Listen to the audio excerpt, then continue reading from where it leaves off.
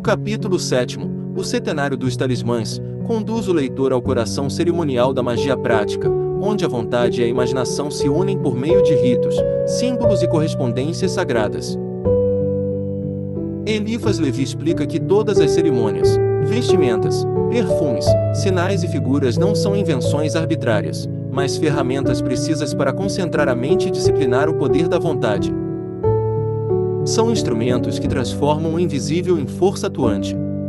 A eficácia das operações mágicas depende inteiramente da observância fiel desses ritos, que se apoiam em leis eternas de correspondência entre ideias e formas.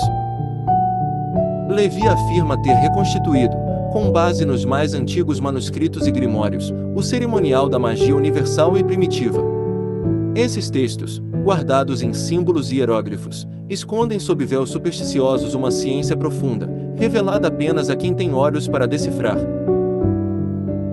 Ele cita, por exemplo, o Enchiridion do Papa Leão III e as Clavículas de Salomão, que contém os segredos das operações e dos pentáculos, embora muitas cópias tenham sido corrompidas por mistificações e falsos magos.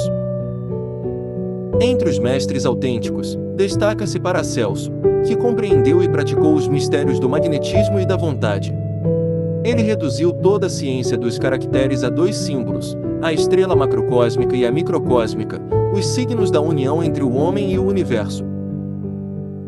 Paracelso não revelava abertamente o ritual, mas operava milagres através dele, provando que a magia é, antes de tudo, o domínio da vontade sobre o mundo invisível. A partir do ternário e do quaternário, símbolos do espírito e da matéria, forma-se o número sagrado 7, o setenário, que representa a síntese universal. Esse número é a base de toda a magia e de toda a religião. O mundo, ensina Levi, é regido por 7 forças universais, os 7 arcanjos ou deuses secundários, correspondentes aos 7 planetas antigos, o Sol, a Lua, Mercúrio, Vênus, Marte, Júpiter e Saturno. Cada um desses princípios expressa uma virtude, uma energia e uma influência espiritual que atuam tanto no cosmos quanto no ser humano. Essas forças celestes regem também os 7 dias da semana e se refletem nas 7 cores do prisma, nas 7 notas da escala musical e até nos 7 sacramentos do cristianismo.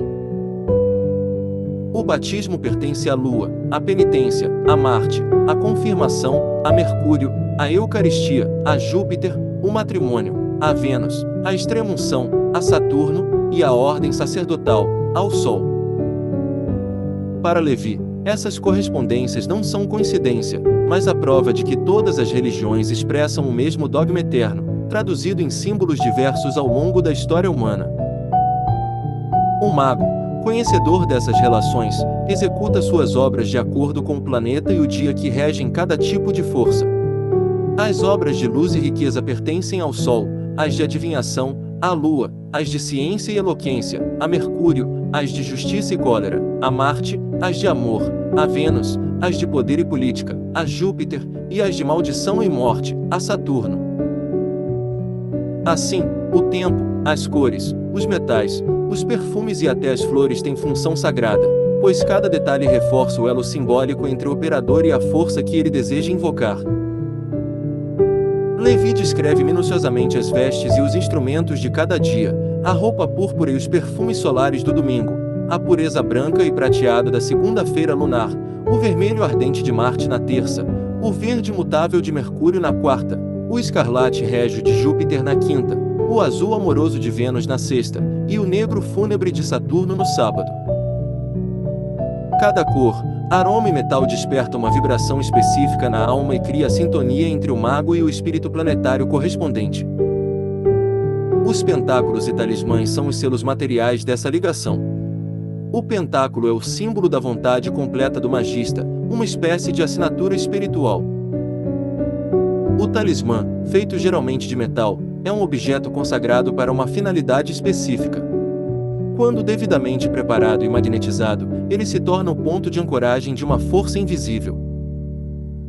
Cada talismã deve conter sinais correspondentes ao planeta e ser gravado nas horas apropriadas, sob invocação dos arcanjos.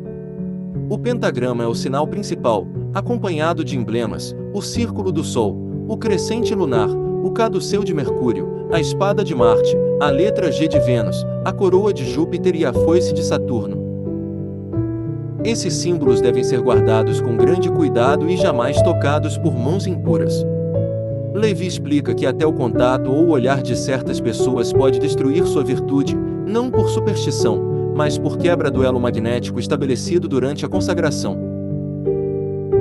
Assim como as medalhas sagradas e os escapulários da Igreja possuem poder espiritual pela fé coletiva, também os talismãs mágicos concentram energia através da intenção e da solenidade com que são criados. O autor revela que mesmo as insígnias civis, como as cruzes e estrelas de honra, são formas modernas de talismãs, sinais que, pela força simbólica, influenciam o espírito e o destino dos homens. Napoleão, diz Levi, acreditava em sua estrela, e sua ascensão demonstra o poder real dos símbolos sobre o inconsciente coletivo. O capítulo então conduz o leitor aos ritos de consagração. Cada talismã deve ser purificado pelos 4 elementos, água, fogo, ar e terra, com palavras sagradas em latim e hebraico. Após isso, o mago faz a conjuração dos 7, invocando, um por um, os arcanjos solares e afastando os espíritos sombrios que representam seus opostos. Cada nome pronunciado é uma vibração que move as potências invisíveis e sela o pacto entre o homem e o cosmos. Por fim, Levi descreve os instrumentos sagrados do mago: a baqueta, a espada, a lâmpada, o copo, o altar e a trípode. A baqueta é o símbolo supremo do poder criador, o verdadeiro verendum do mago, o prolongamento de sua vontade. Deve ser feita de um ramo de amendoeira ou aveleira, cortado com uma foice de ouro antes do nascer do sol, e consagrado durante 7 dias sob segredo absoluto. Dentro dela se coloca uma haste de ferro imantado, e seus anéis gravados com caracteres sagrados. É o instrumento mais oculto e pessoal do magista, e sua posse representa a transmissão do sacerdócio mágico.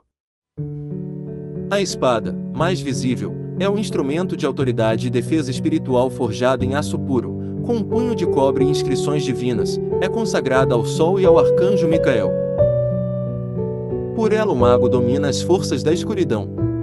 A lâmpada, feita de 4 metais, representa a luz da inteligência divina. Suas chamas e seus globos coloridos simbolizam os 7 gênios planetários, e ela serve para criar visões diante do operador, formas luminosas que se manifestam no espaço consagrado, tornando o invisível visível. Assim, o centenário dos talismãs é a coroação da ciência ritual de Eliphas Levi. Ele une o número sagrado, as correspondências planetárias, os símbolos e as operações que despertam no homem a consciência do poder divino que dorme em si.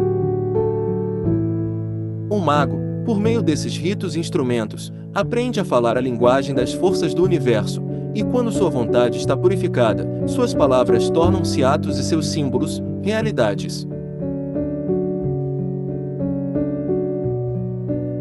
Aqui você encontra leituras, reflexões e estudos de livros clássicos e modernos sobre magia, espiritualidade e filosofia esotérica. Um espaço para mergulhar nos mistérios ocultos e expandir a consciência. Inscreva-se e caminhe conosco pelos caminhos ocultos do saber.